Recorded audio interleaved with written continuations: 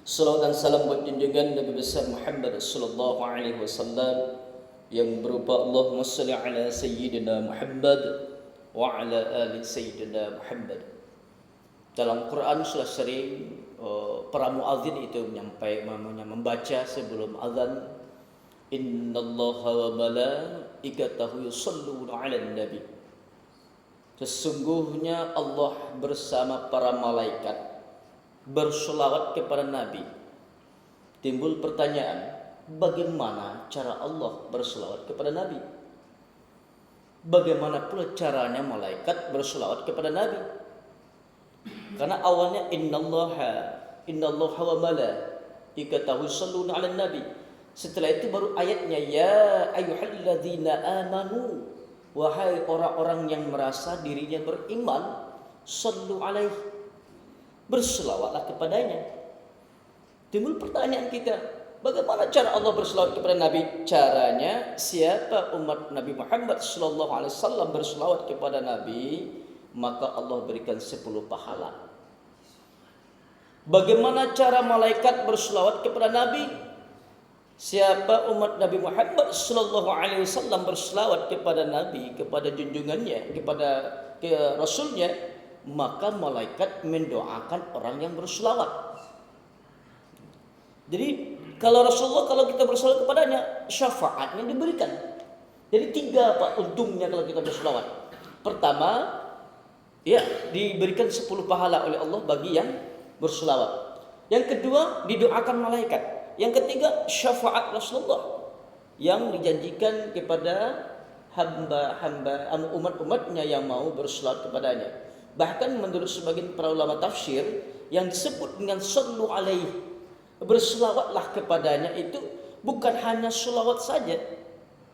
Maknanya di samping kita mengirimkan selawat, juga kita harus menghidupkan sunnah-sunnahnya. Apa salah satu sunnahnya? Masuk ke rumah Allah ini dengan mendahulukan kaki kanan ke rumah Allah sambil berdoa, Allah maftah li abwaba rahmati. Ya Allah, bukakan pintu rahmat. Jangan duduk dulu, kata Rasulullah, sebelum melaksanakan salat sunat tahiyatul masjid. Itu kan sunnahnya. Jadi bukan hanya sekedar solawat, tapi sunnah-sunnahnya kita praktekkan, kita aplikasikan dalam kehidupan kita sehari-hari, dengan harapan mudah-mudahan kita termasuk orang-orang yang diberikan kesempatan oleh Allah untuk mendapatkan syafaat Rasulullah. Amin. Hadirin yang berbahagia, ceramah kita kali ini, karena ini walaupun tahun barunya bukan Islam, tapi walau bagaimanapun Pak, kita tinggal di negara Indonesia, masih memakai kalendernya Masehi. Ya, paling tidaknya walaupun kita tidak ikut merayakan, tapi paling tidaknya kita ambil hikmah muhasabah di tahun 2023 ini. Renungkan bagi kita Pak, ternyata begitu cepatnya waktu berlalu. Ciri-ciri akhir zaman, salah satu yang disampaikan Rasulullah itu dalam hadisnya adalah begitu cepatnya waktu berlalu ketika melewati waktu Pak, begitu cepat berlalu. Tak terasa Pak, satu hari itu habis. 1 minggu terasanya baru belanja ke pasar, udah sampai lagi minggu sekarang, dekat rasanya. Bulan tak terasa Pak, bagi orang yang rajin langganan sama cicilan-cicilan itu. Tak terasa itu biasanya. 1 bulan, cicil datang lagi cicilannya. Tak terasa pergeseran waktu. 1 tahun rasanya nggak terasa, baru bosan kita merayakan ulang tahun umpamanya keluarganya. Datang lagi kue Pak. Tanda-tandanya ciri akhir zaman itu adalah begitu cepatnya berlalu waktu. Makanya sekarang kita sudah masuk ke tahun 2023. Maka ini perlu kita renungkan ke dalam diri pribadi kita masing-masing Pak. Muhasabah, menghisap diri, menghitung-hitung diri. Kalau bahasa Minang, menganaun tuang. Apakah ini ada perintah dalam Quran? Ada Pak, dalam surah Al-Hasyr, surah yang ke-59 ayat yang ke-18. Diperintahkan oleh Allah. A'udzu billahi minasyaitonir rajim. Bismillahirrahmanirrahim. Ya ayyuhalladzina amanu taqullah. Wahai orang-orang yang merasa dirinya beriman, takutlah kepada Allah, takwa. Setelah itu apa kata Allah? Wal tanzur nafsum ma qaddamat lighadin. Hendaklah seorang diri memperhatikan apa-apa yang telah kita perbuat untuk hari esok. Berarti ini warning. Wattaqullah. Dalam satu ayat itu 2 kali Pak wattaqullahnya. Biasanya kalau menurut orang para ahli tafsir, kalau dalam satu ayat itu sampai diulang 2 kali, itu menandakan itu urgen Pak, penting, serius gitu. Contoh dalam surah Al-Takatsur, Alhaakumut takatsur hatta zurtumul maqabir kalla sawfa ta'lamun thumma kalla sawfa ta'lamun. Berarti itu serius Pak. Dalam artian tanda kutip. Wattaqullah, takutlah engkau kepada Allah. Innallaha khabirum bima ta'malun. Sungguhnya Allah mengetahui apa-apa yang telah engkau perbuat.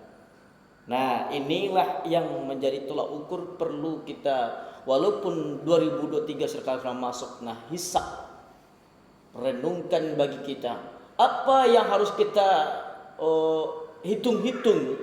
Pertama, umur Pak. Umur sudah berapa sekarang? Berkaca kita udah ada perubahan yang beransur-ansur sudah ada pada diri kita. Dulu kulit tegang, sekarang kendor. Dulu penglihatannya jelas, sekarang mulai kabur. Dulu gigi kita utuh Pak, kita sekarang sudah satu-satu mulai rontok. Dulu pendengaran kita nyaring, sekarang sudah mulai peka. Itu menandakan itu ada perubahan. Yang namanya tua itu sudah sunnatullah. Cuman yang kami lihat di lapangan, pernah satu ketika kami pergi memotong rambut, pangkas rambut. Ada orang yang di samping kita ini umurnya lebih kepala 5 lah. Cuman ketika dia hendak memangkas rambut, ditengok di kaca, ternyata banyak ubannya. Jadi ketika melihat uban itu menjadi beban Pak dalam hidupnya. Wah lah banyak uban. Tolong Bang, bikin warna hitam. Nah ini bahaya Pak, bikin warna hitam bahaya. Kenapa? Yang namanya uban itu alarm.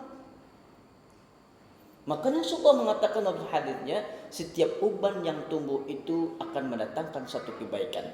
Maksudnya mengingatkan untuk kematian. Maka jangan dicabut. Kita kadang-kadang kan itu alasannya Pak ya. Gatal-gatal. Ambil penset, suruh cucu, suruh anak mencabut. Padahal itu alarm. Kalau satu rumah itu Pak, kalau rusak alarmnya bahaya nggak Pak? Terkejut orang tua rumah. Tapi kalau coba alarmnya ada aktif, masih berfungsi, ding ding, assalamualaikum, ada tanda-tanda mau datang. Kita siap siaga. Masalahnya kita sekarang sedang tekan kontrak dengan Allah. Beda kontrak kita. Kalau ASN jelas Pak batasannya, ada batas pensiunannya. Umpamanya umur 60 dah habis masuk ke pensiun. Kontrak ada yang 5 tahun, ada yang 3 tahun, ada yang 2 tahun, ada yang 11 tahun. Kontrak jelas jangkanya kontraknya. Kalau kita ada kontrak kita dengan Allah di dunia ini, tapi jadi permasalahannya, bukan permasalahan yang menjadi renungan adalah kita tidak tahu batas kontrak sampai kapan. Sampai kapan berakhirnya tidak dikasih tahu kontraknya kapan berakhir. Nah ini yang harus kita renungkan. Kalau jelas kapan kontraknya berakhir kan senang Pak, siap-siap kita. Nah ini umur. Rasulullah sering berdoa ketika dalam sholat, Allah matawil umuri ya Allah, panjangkan umurku ya Allah. Maksud panjang umur di sini bukan ingin ditambah volume ataupun tambah masanya.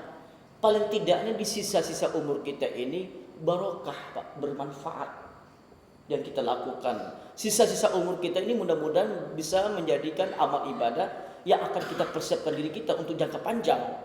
Itu maksudnya Allah matawil umuri, berkah umur yang tinggal Pak. Jangan sampai sia-sia kita nanti. Nah makanya perlu kita berkaca nih umur. Jangan menjadi beban sehingga kadang-kadang orang ketika uban datang, aduh banyak, tidak siap dengan uban yang tumbuh itu maka dibikin seakan-akan merasa dia muda. Orang kalau sudah dikatakan muda dia senang, ini bahaya loh Pak. Abang kau muda sih bantu ya Kak. Atau orang yang muda dikatakan tua Pak, beban juga, itu bahaya juga. Ini masih muda dia Pak, tapi bantu tua dia Pak. Jadi kadang-kadang kan, kalau tua sih bantu kok. Kan bahasa seperti itu. Ayo pula, kan beban bagi dia. Padahal sebenarnya itu kan untung bagi kita Pak. Dikatakan tua, oh ya berarti kita siap-siap mau pulang. Alarm. Makanya ini satu riwayat ini. Ketika Nabi Ibrahim alaihissalam pernah didatangi malaikat maut yang menjelma sebagai seorang pemuda. Sudah tradisi orang Arab, kalau ada tamu datang itu dijamu Pak. Kalau dijamu, kalau yang tamu itu mau memakan jamuan tuan rumah, itu menandakan tujuannya baik. Bertamu dengan tujuan baik. Tapi kalau ada orang kita bertamu ke rumah orang Arab, dijamunya kita tidak mau memakan jamuannya, berarti anggapan tuan rumah itu adalah kita niat yang buruk Pak, ataupun ada maksud yang lain gitu. Makanya ketika Nabi Ibrahim alaihissalam didatangi seorang pemuda, Assalamualaikum ya Nabi Allah. Waalaikumsalam. Silakan masuk. Kita sama-sama tahu dalam sejarah Nabi Ibrahim adalah nabi yang paling luar biasa dermawannya. Oh datang tamu, masak. Disuruh makan, silakan makan wahai pemuda. Mohon maaf ya Nabi Allah, aku tidak makan. Emang kenapa? Ada yang salah? Atau masakan kurang enak? Atau yang ada yang lain? Tidak wahai Nabi Allah, aku memang tidak makan. Wahai ya pemuda, kata Nabi Ibrahim, apa maksudmu datang ke sini sebenarnya? Di sajian dikasih makan atau jamuan, kamu tidak makan. Apa sih maksudmu datang ke sini? Oh begini wahai Nabi Allah, aku ini adalah jelmaan malakal maut. Apa tujuan kau datang ke sini? Tidak ada, cuman hanya bersilaturahmi, berdialog, berdiskusi. Kalau istilah sekarang namanya sharing. Ya, kita bertukar pikiran. Tentu tujuan kajian ini adalah tentang ketauhidan, tentang keesaan Allah. Selesai pembicaraan percakapan mereka, Nabi Malaikat Maut mohon izin pamitan dari rumah Nabi Ibrahim. Wahai ya Nabi Allah, karena masih ada tugas yang aku laksanakan, aku mohon izin pamitan. Silakan. Cuman sebelum engkau pamitan wahai Malaikat Maut, aku berpesan kepada engkau. Apa itu wahai ya Nabi Allah? Tolong nanti sebelum engkau datang menjemput aku, tolong kasih tahu aba-abanya. Kasih tanda-tanda bahwasanya engkau mau datang. Oh, Masya Allah. Dengan izin Allah. Baik saya tuh, Assalamualaikum warahmatullahi wabarakatuh. Hilang. Yang namanya malaikat. Beberapa tahun kemudian, datang malaikat maut ini. Menjelma juga sebagai seorang pemuda, tapi tidak datang lagi di depan pintu. Langsung ke kamar. Assalamualaikum ya Nabi Allah. Waalaikumsalam. Siapakah engkau? Aku malaikat maut. Oh iya. Apa tujuan kau datang ke sini? Untuk mengasih tahu kapan aku akan dijemput. Oh tidak Nabi Allah. Engkau hari ini kujemput. Lah bukankah kita sudah berjanji dulu bahwasanya engkau akan mengasih tahu sebelum engkau menjemput aku? Sudah wahai Nabi Allah. Sudah aku kasih tahu. Aba-aba bahwasanya aku akan datang, akan sudah kasih tahu. Maksudmu? Nah, coba wahai ya Nabi Allah, ketika engkau berkaca di cermin, dulu kulitmu tegang, sekarang sudah mulai kendor. Dulu rambutmu hitam, sekarang sudah kulit putih. Dulu matamu ketika melihat sangat jelas terang, sekarang sudah mulai kabur. Pendengaranmu sudah sangat nyaring, mudah mendengar dimanapun, sekarang sudah mulai peka. Dulu engkau bertenaga, sekarang sudah mulai lemah. Dulu gigimu utuh, sekarang sudah mulai satu-satu mulai rontok. Itu tandanya aku mau datang. Kira-kira lalai itu Pak tanda-tanda? Insyaallah ada apa ya? Kalaulah itu sudah ada pada diri kita, bahasa orang Minang bakameh lalai. Jangan merasa lagi kita apa, mumpung masih ada kesempatan Allah berikan. Nah makanya ini umur Pak, tolong diingat-ingat. Makanya kadang-kadang ada orang ulang tahun. Satu sisi ulang tahun itu bagus Pak, itu mengingat diri. Ada kadang-kadang nenek, cucu-cucu datang kepada kakeknya, membawa kue, kakek selamat ulang tahun. Boleh dengan tujuan muhasabah. Cuman pelaksanaannya ini yang harus kita perhatikan juga. Ya, kadang-kadang mohon maaf, kita kadang-kadang terobsesi ikut-ikutan dengan budaya.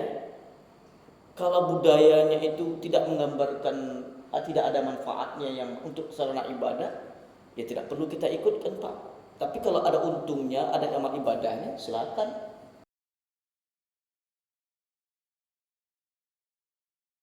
Terima kasih ya guys sudah mengunjungi channel kami dan menonton sampai akhir video. And don't forget to subscribe ya guys. Semoga video ini bermanfaat. Jangan lupa ya guys, please jangan lupa klik tombol subscribe guys, karena subscribe itu gratis, dan semoga yang sudah subscribe selalu mendapatkan rezeki yang berlimpah.